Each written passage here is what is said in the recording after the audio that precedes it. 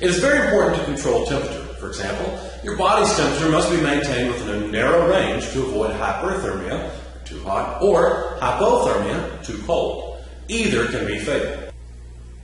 The engine in your car has an ideal operating temperature. The temperature shouldn't go too high or the engine will quit working. Thermocouples are simple sensors used to measure temperature. Thermocouples are usually made by joining two dissimilar metal wires. In 1821, Baltic German physicist Thomas Johann Seebeck discovered that a compass needle would deflect when placed in a loop formed by two dissimilar metals if one junction of the two metals was heated. He did not realize that electricity was involved and so called the phenomenon the thermomagnetic effect. Danish physicist Hans Christian Ørsted recognized the relationship between electricity and magnetism in 1820 and coined the term thermoelectricity, which more accurately describes the phenomenon Seebeck observed. The strength of the electric field depends on the particular metals used and the temperature of the heated end. This phenomenon is what allows the measurement of temperature using two different metals in contact with one another. There are many combinations of metals and metal alloys possible, so there are many types of current thermocouples available, but type K is the most common. It is made of two wires. One is chromel, which is an alloy of nickel and chromium, and the other wire is alumel, which is an alloy of nickel, manganese, aluminum, and silicon. This chart from Omega shows the wide variety of thermocouples available, each with unique wire materials. Thermocouples are not the most precise temperature sensors, though some are available with so-called special limits of error and are just basically carefully selected wire pairs such that some of the inaccuracies inherent in the wires cancel. But since thermocouples are made of metal, they can withstand relatively high temperatures. Couple this feature with their relatively low cost, simplicity, resulting ruggedness, and you are ensured a sensor that is ubiquitous. So if you do pretty much anything during your life in our modern world, you will benefit from thermocouples, whether you know it or not. A direct example of your thermocouple use is a gas furnace for heating your home. The thermocouple may look a bit different than normal industrial thermocouples since they are usually made with one metal serving as a sheath around the other, but the sensor still uses the thermoelectric phenomenon. The small white wire near the bottom right corner of this photo is the thermocouple.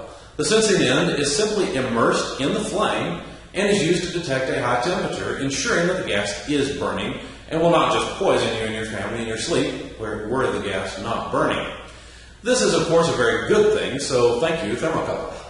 Now, in practice, the thermocouple wires themselves are not connected in a closed loop, but only meet at one end.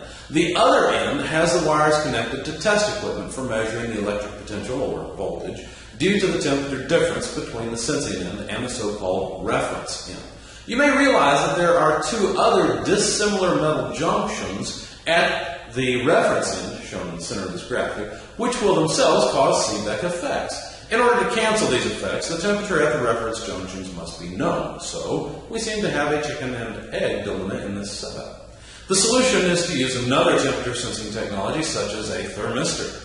Unfortunately, thermistors have nonlinear temperature response and require relatively complicated, meaning expensive, electronics.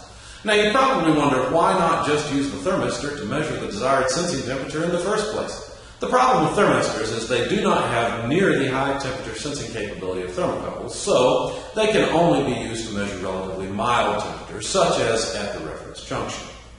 The Fluke CNX T3000 is an electronic thermometer that uses a thermocouple to measure temperatures.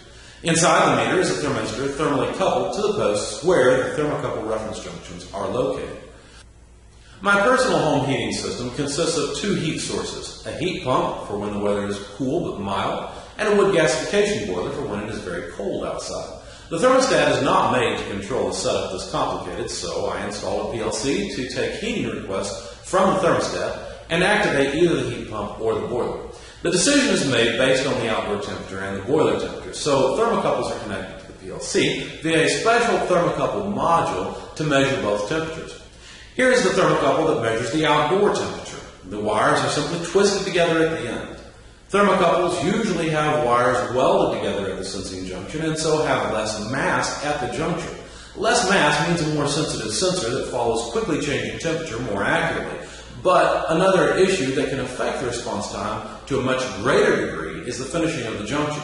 They can be ungrounded, grounded, or exposed. Notice the outdoor thermocouple is exposed. This is common in measuring gas and liquid temperatures. The boiler temperature is measured by sensing the temperature of a pipe that constantly carries boiler water to the main heat exchanger in the system. The thermocouple cannot be seen in the photo due to the fiberglass insulation wrapped over it around the pipe.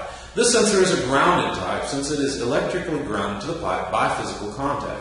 Care must be exercised when using grounded thermocouples because some electronic devices that read the thermocouple can either be damaged or confused by a grounded thermocouple.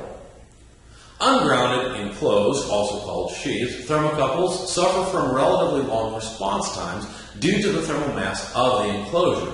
In some applications, the temperature changes slowly enough so that this is not an issue. The boiler in my system is one such example. The controller that is mounted on the boiler and dedicated to it alone controls the combustion air flow rate in order to maintain the boiler temperature. It relies on a sheathed thermocouple. The sheathing is required in order to maintain the seal that prevents the water jacket around the boiler from leaking. This allows the thermocouple to measure the water temperature through a sheath even though the thermocouple is not in direct contact with said water. The voltage signal produced by a thermocouple is quite small, on the order of millivolts. The signal can be increased to the order of volts by essentially putting several thermocouples in series into a device called a thermopile. However, thermopiles cost more than thermocouples. The primary disadvantage of thermocouples occurs over long wire run lengths. Thermocouple wire has resistance, and in long lengths will decrease the voltage sensed by the electronics reading the thermocouple.